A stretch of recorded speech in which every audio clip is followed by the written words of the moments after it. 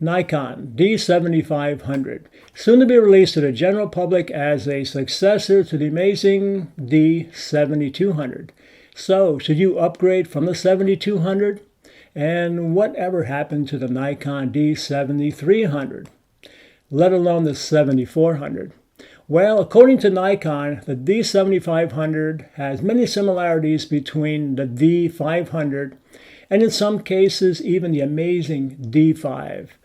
The similarities between the D7500 and the D500 include the X-Speed 5 image processor.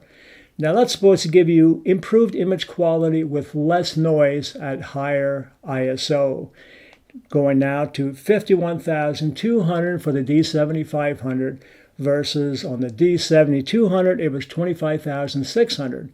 So we have a smaller sensor, giving better image quality. How is that? Well, after doing some research, I discovered that the pixels on the sensor of the D7500 are supposed to be larger, therefore giving you the capability of better image quality in low light and higher ISO situations.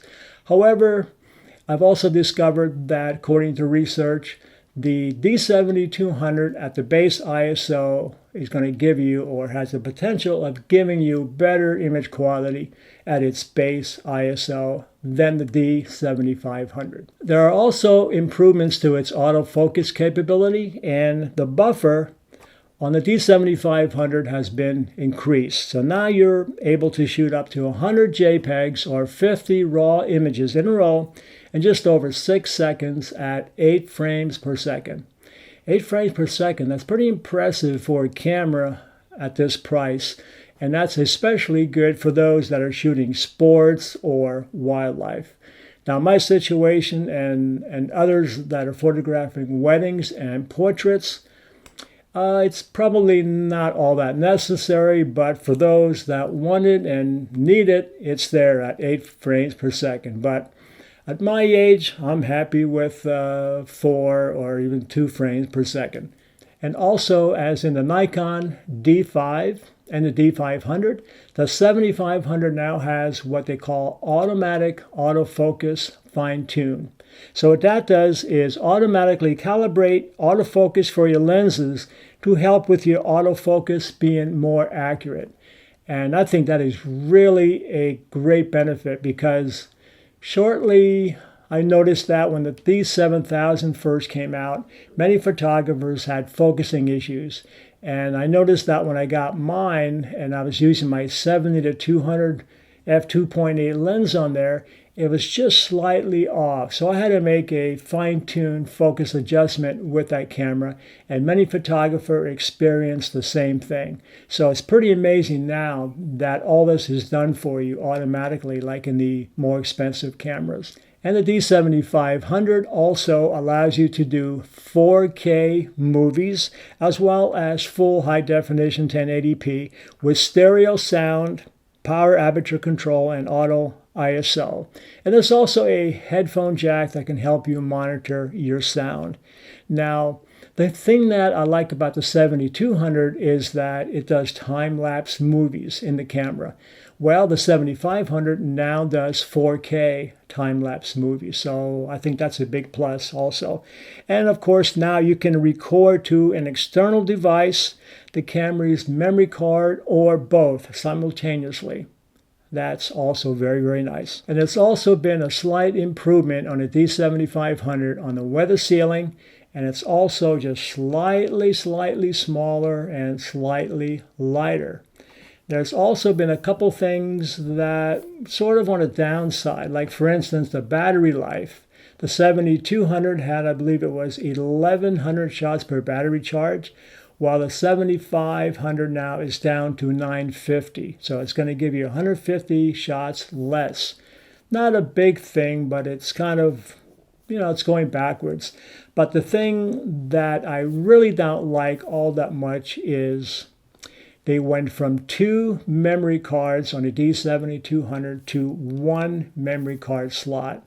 Now, to most photographers, that may not be a big deal. But if you're a wedding shooter, to me, that was super important. Was it a sense of false security? Maybe, but just knowing that if I needed it, what if something happens, say the camera's writing to your memory card and it's corrupting the images? What if that happens? I'm not saying it's going to, but if you understand Murphy's Law, it could happen.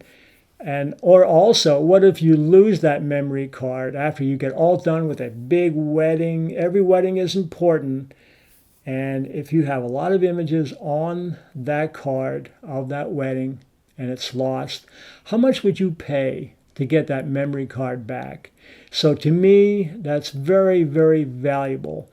Two, maybe if you're just an average enthusiast, sure, it's important, but it's probably not going to be a deal breaker. But in my case, I really like that. So maybe when they come out with the D73 or the 7400, they'll put that extra memory card slot back in. And according to their spec sheet, they've also done away with the special effect mode, which does things like sketch, selective color, that type of thing, which is okay because that's just stuff that you don't really need just for fun.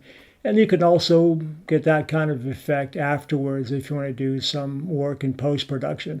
But that dual card slot, I think, is a big plus. Going to miss that. That's why I think there's a good opportunity for the D7200 to become a classic among wedding photographers because it's so good. Actually, when I first got my D7200, I noticed the increased sharpness from the D7000 because the D7000 had what was called an optical low-pass filter, which is supposed to help with something called moire, but I just find that it's not necessary, and I was so happy with the increased sharpness, especially when I'm using my good lenses on there. So I began using that mostly for portraits. I'm pretty much retired now in weddings, but I do occasional weddings for friends or for relatives. But for the most part, portraits now and commercial photography. And I really appreciate that sharpness in there. It's one of the best DX camera bodies that I've used. Of course, now we have the newer 7500 and the D500 also is very nice. I haven't used that yet. So I believe that the Nikon D7200 still has great potential for giving you great quality portraits, not to mention great wedding photography. Now, when I do a wedding, I normally change camera bodies. So I'll have 3 or 4 different cameras, and I'll have different lenses on each one. As an example, on the last wedding I did just a few months back, I was using 3 Nikon bodies.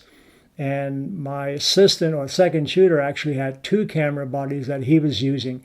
And now with the new 7500, the D7200 and the D7000 are going to come down in price considerably. Not to mention the D7000. That really came down quite a bit. And I see they're going on eBay now for in the $300 to $400 range. And I think that may be more cost effective. So instead of changing lenses and dropping your expensive lenses and risking getting dust on your sensor, which is going to be a problem in cleaning, and I think it may be a good opportunity for the right person, for if you're doing a lot of weddings and portraits, to pick up a second or 2 camera body that you can use, and you put a lens on each one. And if you're looking for a special thing that you want to do, say wide angle, just grab a different camera body. So Nikon D7500, I'm really looking forward to seeing it. Not sure whether or not I'm going to make the jump right away. I may want to use it first. But I think for the person that is doing photography professionally, I think that's going to be something to consider. So thank you very much.